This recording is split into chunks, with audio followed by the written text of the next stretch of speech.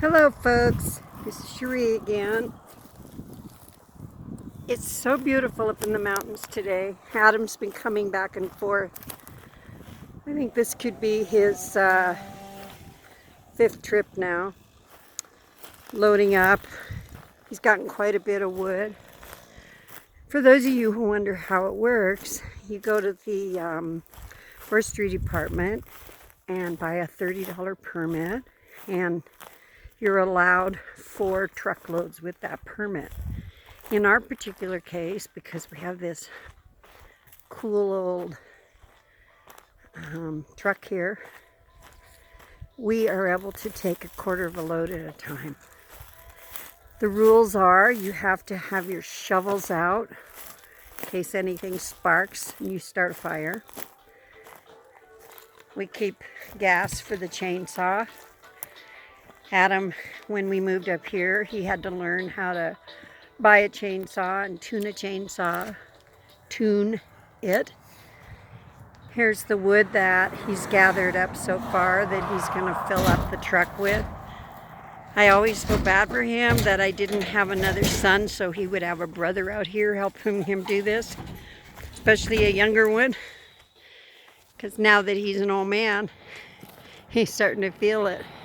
Hey Adam, let me see your shirt. All good All in the woods. good in the wood. Sorry, I hope this is the last load today. Nope. Nope. Oh man. Maybe.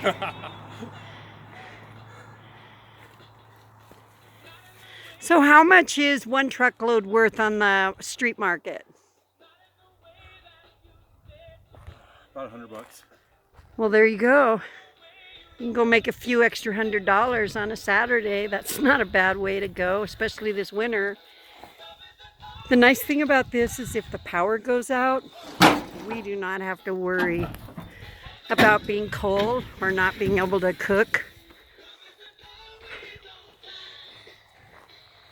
Since we have a wood stove and not a fireplace, the wood stove makes better usage of the firewood.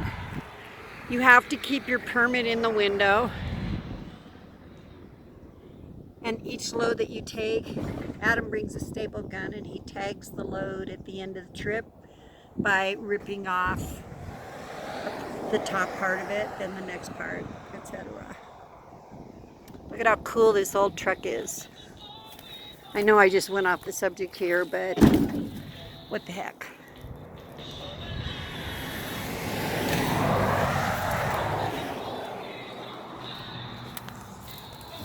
What year's your truck? 82. In 1982? Nice, huh?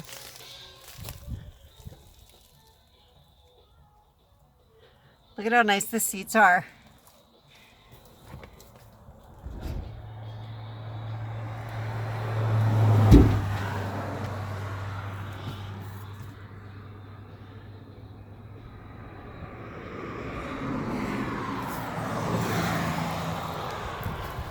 I think that the reason my son is a hard worker like this is because when he was small, from the time he was able to, I made him be responsible for taking care of things, his toys.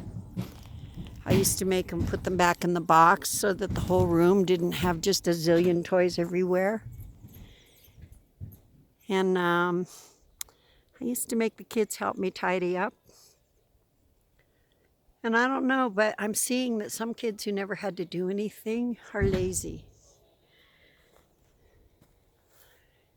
Trust me, if you're young, I'm telling you now, when you get old, you are not going to want to have a lazy kid. Because many times you'll end up having to support their butt. In my particular case, I'm blessed. Adam and I bought a house together because we were able to get a beautiful home in a beautiful neighborhood. This is how close the highway is. Looks like there might be some guys over there looking to pick up a piece of wood.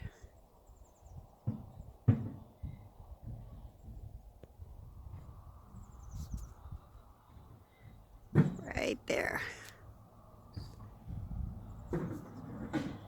A lot of people come out and they don't realize you even need a permit.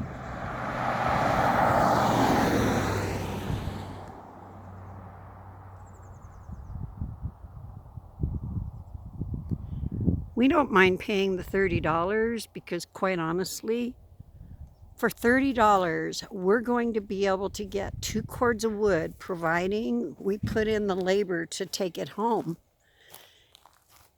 And yet, for that $30, that means that the forestry department has done all the work of cutting the wood, breaking it down, moving the wood over closer to the side of the road where obviously there's room for somebody to park.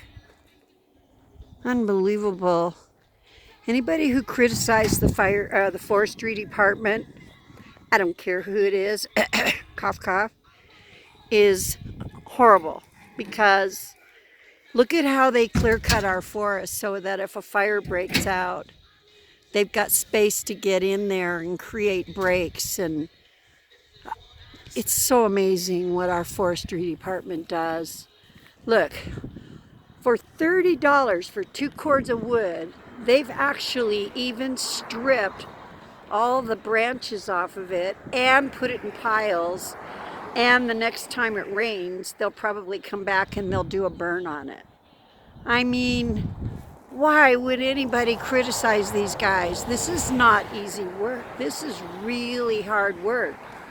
And it's not being done by a bunch of prisoners, probably because, you know, they can't maybe trust all of them to be safe out here.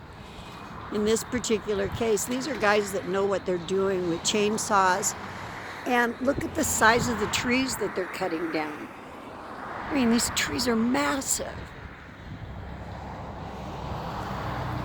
For those of you that wonder where I am, I'm in elevation probably about 700 feet above Big Bear Lake. We're also above Sugarloaf. And when you see my son kind of, you know, breathing hard while he's doing this work, you have to realize we're at, I don't know, what altitude do you think we're at here? Like 7,000. 65 maybe? Yeah, that's really hard to breathe when you get that high. Your lungs do get used to it, but not 100%, because whenever we go down the mountain to visit people, I always feel so energized down there. Hello. All right, well, I'm gonna go now. Unfortunately, I can't help my son. That wood's so heavy I can't even pick up the end of a log. So if you're gonna have a son, also have a strong one. Feed him well when he's young. All right, this is Cherie signing off from the top of Sugarloaf. Have a good day, guys.